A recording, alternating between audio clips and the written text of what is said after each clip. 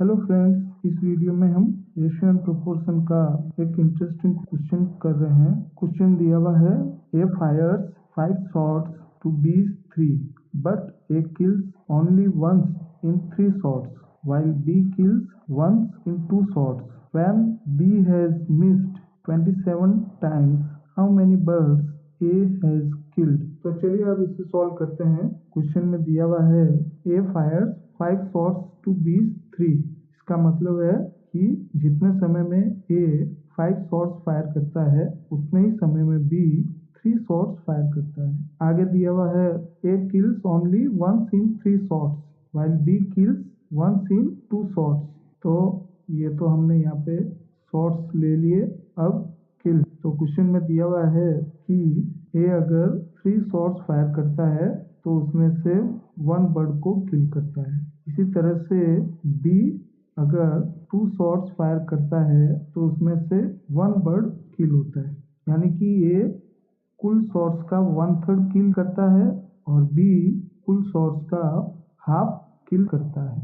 इसको हम इस तरह से भी समझ सकते हैं कि अगर 2 में से बी 1 शॉट को मिस करता है और 1 शॉट में वो बर्ड को किल करता है, तो हमारे पास में रेशियो आ जाता है 1:1 और 1 को ऐड करते हैं तो ये आ जाता है 2।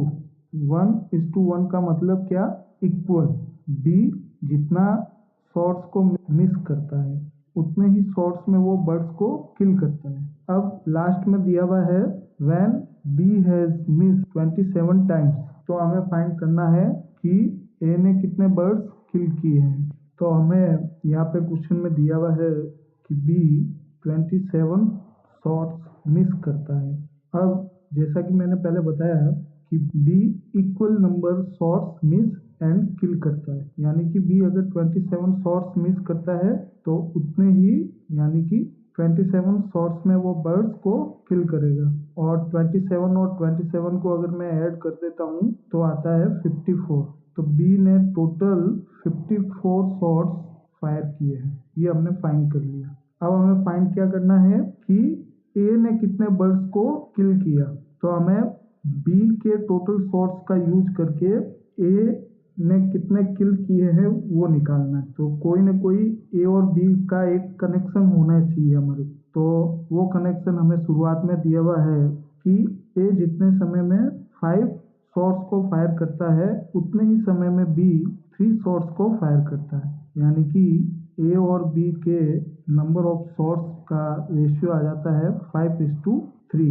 ये हमारे पास में ए और बी को कनेक्ट करने वाला लिंक मिल गया। तो ये ए और बी ने जो टोटल शॉट्स फायर किए उसका रेशियो आ गया।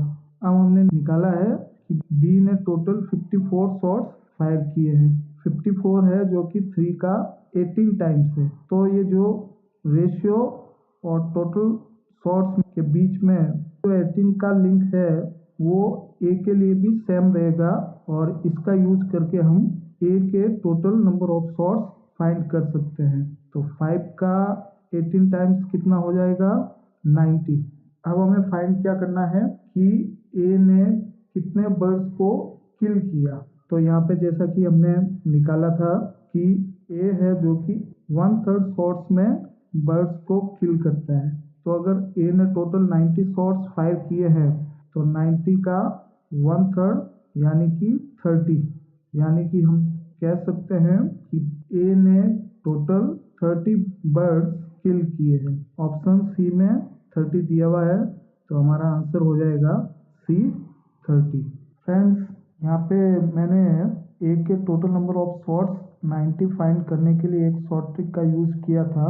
अब हम यहाँ पे देख लेते हैं कि और क्या तरीके हो सकते हैं ए के total number of shots find करने के लिए, ताकि आपको बहुत ही अच्छे से समझ में आ जाए और अलग अलग जो मेथड है उनमें आपस में क्या रिलेशनशिप है, क्या चीज़ कॉमन है, वो भी आपको समझ में आ जाए। तो एक तरीका ये भी हो सकता है कि ए और बी के नंबर ऑफ शॉट्स का रेशियो हमने फाइंड कर लिया 5:3। तो ये मैंने लिख दिया ए अपॉन बी, इसका जो रेशियो है 5:3, इसको मैंने लिख दिया 5/3। रेशियो को हम फ्रैक्शन फॉर्म में भी लिख सकते हैं। अब तो b के टोटल नंबर ऑफ शॉट्स हमने फाइंड किए थे 54, तो इसका हम यहाँ पे यूज करेंगे। तो a/b 5/3 is equal to b का टोटल नंबर ऑफ शॉट्स 54, वो मैंने यहाँ पे लिख दिया। और हमें फाइंड करना है a के टोटल नंबर ऑफ शॉट्स, यहाँ पे मैं लिख देता हूँ x। अब हमें x की वैल्यू फाइंड करनी है, तो x is equal to cross multiply करके हम x की वैल्यू फाइंड कर सकते हैं। तो 5 इंटू 54/3। अब 54 को 3 से डिवाइड करें तो आएगा 18, और लास्ट में 5 और 18 बचा है, 5 को 18 से मल्टीप्लाई करें तो आएगा 90। तो अगेन हमने फाइंड कर लिया a के टोटल नंबर ऑफ शॉट्स 90। अब अगर यहाँ पर हम क्रॉस मल्टीप्लाई नहीं करना चाहें तो एक शॉर्ट ट्रिक का भी यूज कर सकते हैं। ये 3 और 54 का आपस में क्या रिलेशनशिप है, तो 54 है जो कि 3 का 18 टाइम्स है। तो अगर 54 3 का 18 टाइम्स है तो यहाँ पर x की जगह जो नंबर आएगा वो भी 5 का 18 टाइम्स होगा, और 5 का 18 टाइम्स होगा 90। हालांकि ये जो 18 टाइम्स की शॉर्ट ट्रिक है यही मैंने यहाँ पे यूज किया था पहले। दोनों एक ही चीज़ है, बस लिखने का दोनों का तरीका अलग है। इसी चीज़ को हम यूनिटरी मेथड अप्लाई करके भी सॉल्व कर सकते हैं, वो भी देख लेते हैं। तो हमें दे रखा है कि B3 शॉट्स फायर करता है, टोटल नंबर ऑफ शॉट्स है 54। तो अगर A 5 शॉट्स फायर करता है तो टोटल नंबर ऑफ शॉट्स कितने होंगे। अब आगे सॉल्व करने के लिए 54, ये जो 3 है ये नीचे आ जाएगा, तो 54/3, और जो ये 5 है ये इससे मल्टीप्लाई हो जाएगा। अब 54 को 3 से डिवाइड कर देंगे तो 18, और 18 को 5 से मल्टीप्लाई करते हैं तो आएगा 90।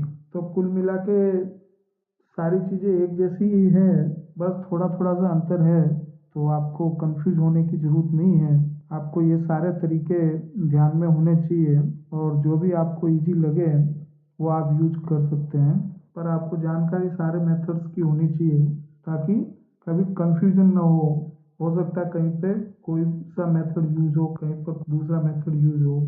तो फ्रेंड्स, आपको ये वीडियो कैसा लगा अपना फीडबैक ज़रूर दें। अगर आपके पास में इम्प्रूवमेंट के लिए कोई सजेशन हो तो वो भी आप कमेंट सेक्शन में दे सकते हैं। अगर आपकी कोई प्रॉब्लम हो तो वो भी आप शेयर कर सकते हैं, मैं उसका वीडियो बनाकर यूट्यूब पर अपलोड कर दूंगा। आप इसी तरह वीडियोस देखते रहिए। तो फ्रेंड्स, आपसे मिलते हैं नेक्स्ट वीडियो में।